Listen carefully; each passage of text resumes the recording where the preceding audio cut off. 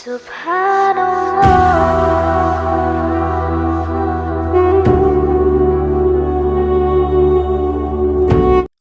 اللہ الرحمن الرحیم۔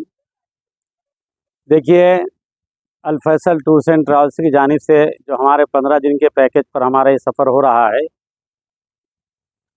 مکۃ المکرمہ سے آج ہماری مدینہ منورہ کے لیے روانگی ہے، اور درمیان میں ہم بدر کے مقام پر پہنچے ہیں۔ بدر میں پہنچ کر ہم نے شہدائے بدر پر حاضری دی اور وہاں پر دعا وغیرہ ہوئی۔ مسجد عریش میں ہم یہاں پر پہنچے ہوئے ہیں۔ مسجد عریش میں ہم نے نماز مغرب ادا کی، اور اس وقت ہم میدان بدر میں ٹھہرے ہوئے۔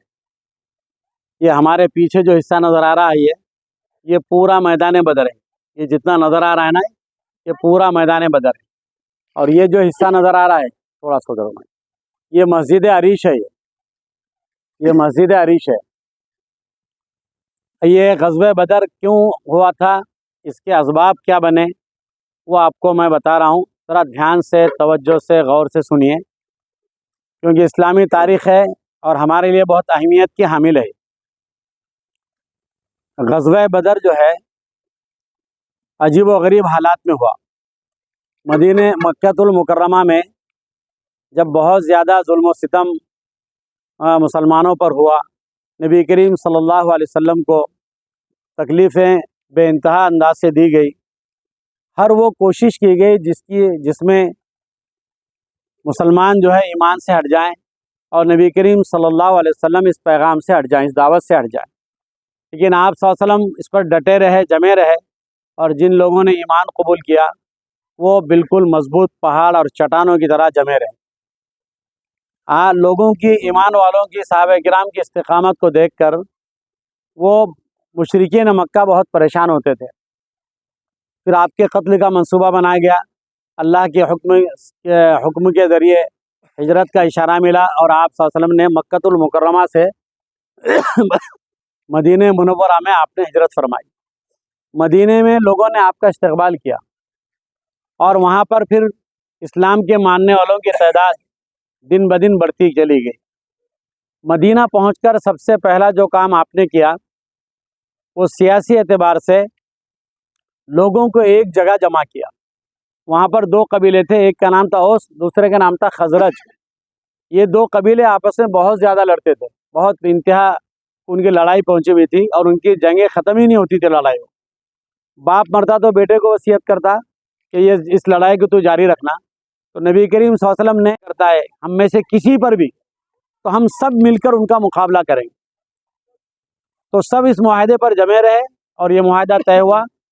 جب مشرکین مکہ کو اس بات کا پتہ چلا کہ یہاں پر تو ان کا معاہدہ بھی ہوا اور یہ ایک ساتھ مل کے بھی رہ رہے، اور ان کی تعداد دن بدن بڑھتی بھی جا رہی ہے، تو انہوں نے جو ہے یہاں کے ایک مشہور قبیلے اوس کے ایک سردار تھے، وہ مکۃ المکرمہ گئے۔ جب وہ دوران طواف ابو جہل کا ان کا آمنا سامنا ہوا، تو ابو جہل نے کہا کہ تم ہمارے دشمنوں کو پناہ دیتے ہو، کیونکہ مدینے میں انہوں نے پناہ دی تھی نبی کریم صلی اللہ علیہ وسلم کو اور صحابہ کرام کو۔ تو انہوں نے کہا کہ تم ہمارے دشمن کو پناہ دیتے ہو اور تم یہاں آ کر خانہ کعبہ کا طواف کرتے ہو، دل تو چاہ رہا ہے کہ تمہیں میں یہیں ختم کر دوں۔ تو وہ سردار جو تھے انہوں نے کہا کہ دیکھو، اگر تم نے ایسی کوئی حرکت کی تو میں تمہارے ایسی چیز کروں گا جو تم کو بہت زیادہ عزیز ہے، اور میں اس چیز کو تمہاری جو ہے روک لگا دوں گا۔ اور وہ چیز کیا تھی؟ مکے کا جو کاروبار تھا وہ شام سے تھا، اور شام کا جو راستہ تھا وہ مدینے سے جاتا تھا۔ تو کہا کہ تمہارے قبیلوں کو ہم مدینے سے جانے نہیں دیں گے۔ اور پھر ہوا بھی ایسا کہ مدینے کے اطراف میں نبی کریم صلی اللہ علیہ وسلم نے صحابہ کو جمع کیا کہ آپ نگران بنے رہو، بارڈر کے نگران۔ اور وہ لوگ بھی آتے، تو ایک مرتبہ ایسا ہوا کہ کچھ مشرکین آئے اور مسلمانوں کی چراگاہ میں گھسے اور جانوروں کو انہوں نے چرا لیا۔ وہاں جو نگران تھے ان کے پیچھے دوڑے، آپس میں لڑائی ہوئی اور ایک شخص مارا گیا اور کچھ قیدی بنائے گئے۔ نبی کریم صلی اللہ علیہ وسلم کے پاس جب یہ معاملہ پیش کیا گیا تو آپ نے ناپسندی کا اظہار کیا کہ تم نے ایسا نہیں کرنا چاہیے تھا، ہم نے تم کو نگران بنایا تھا، لیکن معاملہ تو ہو چکا تھا۔ تو آپ نے قیدیوں کو چھوڑ دیا، اور جن کا قتل ہوا تھا اس کا خون بہا ادا کر دیا آپ نے۔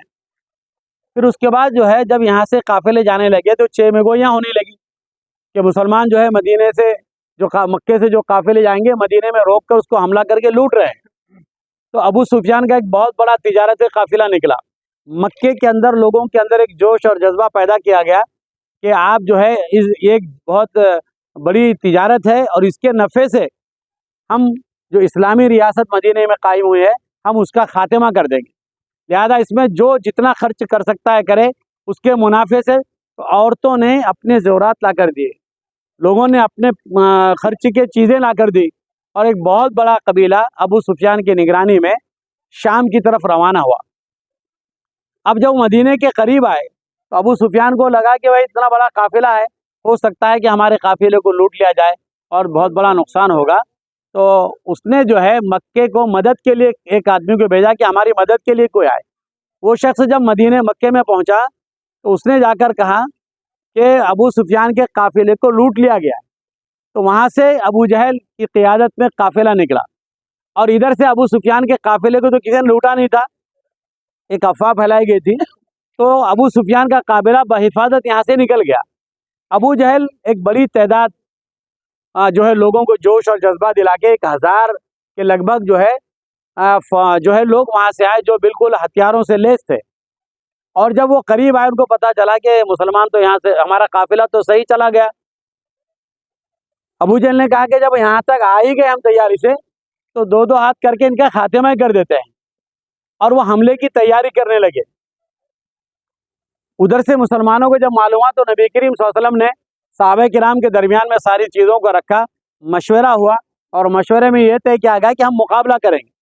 1000 کا لشکر تھا کفاروں کا، اور مسلمان وہاں سے جو تیار ہو کر آئے تھے وہ 313 کی تعداد تھی، جن کے پاس نہ اونٹ برابر تھے، نہ سواریاں برابر تھیں، نہ ہتھیار برابر تھے، لیکن ایک ایمان کا جوش تھا، ایک ایمان کی طاقت تھی، وہ انہیں یہاں لے کر آئی۔ وہ جب چل کر یہاں پر آئے تو وہ یہ میدان تھا، میدان بدر۔ بدر ایک چھوٹی سی بستی ہے، یہاں پر چھوٹا سا گاؤں تھا، یہ اب بہت بڑا بن گیا ہے۔ تو چھوٹے سے گاؤں میں اس علاقے میں وہ جو نچلا حصہ دکھ رہا وہاں پر پانی وغیرہ تھا۔ مشرکین مکہ نے وہاں پڑاؤ ڈالا کہ کیونکہ پانی کی بہت اہمیت ہوتی تھی، پورا ریگستان تھا یہ، اور مسلمانوں نے یہاں پر پڑاؤ ڈالا، یہ اوپر کے حصے۔ یہاں پر ریت بھی تھی بہت زیادہ، تو ریت میں اونٹوں کے گھوڑوں کے چلنے میں بھی، اونٹوں کے اس میں بھی جو ہے تکلیف ہوتی تھی، لوگوں کو چلنے میں بھی تکلیف ہوتی تھی۔ لیکن اللہ کا کرنا ایسا ہوا کہ جب یہ رات میں خیمہ زن ہوئے، ادھر مسلمان اور ادھر مشرکین مکہ، یہ جب خیمہ زن ہوئے تو خیمہ زن ہونے کے بعد انہوں نے وہاں پر عیش و عشرت کرنے لگے اور جو ہے مستی کرنے لگے رات بھر، اور نبی کریم صلی اللہ علیہ وسلم کا خیمہ یہاں پر لگا تھا۔ یہ جو مسجد عریش ہے نا، یہ مسجد عریش کی جگہ پر آپ کا خیمہ لگا تھا، اس کو عرش کہتے ہیں، چھت کو عرش کہتے ہیں عربی میں، تو اس لیے اس مسجد کا نام مسجد عریش رکھا گیا ہے۔ اور یہ مسجد عریش میں آپ کا خیمہ لگا، اور یہاں سے جنگ کی ہدایتیں جاری ہوتی تھی، ادھر سے مشرکین مکہ ہوتے تھے۔ اللہ کا کرنا ایسا ہوا کہ مشرکین مکہ ان کم تعداد کے مقابلے میں وہاں پر ان کو اللہ تعالیٰ نے ہار دیا، ہار ان کو نصیب ہوئی، اور مسلمان فتح و کامیابی سے ہمکنار ہوئے۔ یہ اسلام کی پہلی جنگ تھی، اس جنگ میں 1000 مسلح ان کا قافلہ تھا، ان کا مشرکین کا، اور ایمان والوں کا جو ہے صرف 313 تھے۔ اس جنگ میں جو شہید ہوئے وہ صرف 14 صحابہ کرام رضوان اللہ تعالیٰ علیہ مجمعین تھے، اور ان کے جو شہید ہوئے مشرکین مکہ کے بڑے بڑے سردار تھے، جس میں خود ابو جہل بھی تھا، عتبہ بھی تھا، شیبہ بھی تھا۔ یہ جو ہے وہاں پر مارے گئے، 70 مشرکین مکہ کے سردار لوگ مارے گئے، اور 70 ہی قیدی بنائے گئے، اور الحمدللہ یہ اسلام کی پہلی جنگ میں اللہ تعالیٰ نے ہم کو کامیابی نصیب کی۔ آج ہم یہاں پر پہنچے ہیں، یہ ہمارے مقدر ہے کہ اللہ تعالیٰ نے ایسے مقدس مقام پر ہم کو پہنچا ہے۔ ہم تھوڑی سی دعا کر لیں گے، اور دعا کرنے کے بعد انشاءاللہ بس تیار ہمارا قافلہ روانہ ہوا ہے۔ دعا کیجیے۔ وعلی آلہ واصحابہ واہل بیتہ اجمعین۔ اے اللہ اس جنگ بدر کے میدان میں جو ہمارا قدم پڑا ہے اس کو قبول فرما۔ اے اللہ تمام صغیرہ کبیرہ گناہوں کو معاف فرما، ہمارے عمرے کو قبول فرما، ہمارے سفر کو کامیاب فرما۔ اے اللہ مدینے کا سفر ہے اس کو ہمیں کامیابی سے ہمکنار عطا فرما، ہماری لغزشوں کو تو معاف فرما۔ اے اللہ جو شہداء ہوئے ہیں اللہ اس میں بھی ہمارا حصہ عطا فرما دے.